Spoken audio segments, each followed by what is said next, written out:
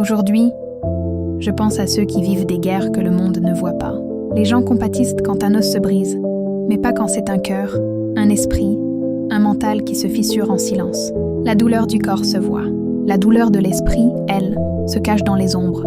Je pense à ceux dans les centres psychiatriques, à ceux qui trouvent de l'aide, à ceux qui se sentent enfermés, à ceux qui se voient comme des numéros, pas comme des personnes. Parce que parfois, ce n'est pas la porte qui enferme, c'est le regard des gens. Je pense aux mots qui changent une vie.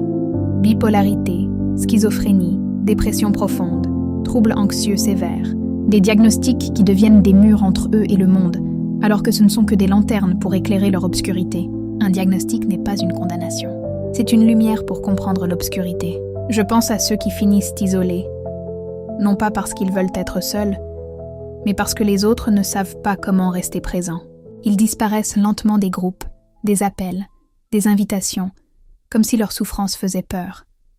L'isolement n'est pas un choix, c'est un abandon déguisé. Je pense à tous ceux à qui on dit « Tu dramatises, tu es trop sensible ». C'est dans ta tête, sans jamais comprendre que c'est justement là que ça fait le plus mal. On minimise ce qu'on ne comprend pas et on blesse ce qu'on ne voit pas. Je pense aux femmes atteintes de maladies mentales, celles qu'on traite comme des dangers, qu'on infantilise, qu'on surveille, qu'on juge plus vite qu'on ne les écoute. Une femme malade n'est pas une femme dangereuse. Elle est une femme en guerre avec elle-même. Je pense à ceux qui sont des héros silencieux, ceux qui ont déjà gagné juste en se levant du lit, juste en prenant une douche, juste en respirant encore.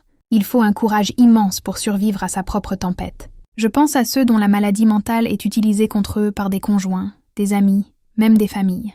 On transforme leur douleur en arme, leur diagnostic en insulte, leur souffrance en outil de contrôle. Rien n'est plus douloureux que de voir ta propre souffrance servir contre toi. Je pense aux personnes noires, qui vivent plus de jugement, plus de silence, moins de soutien, plus de tabous. Celles qu'on dit fortes, alors qu'elles ont juste appris à survivre. Et moi, femme noire, je vous vois.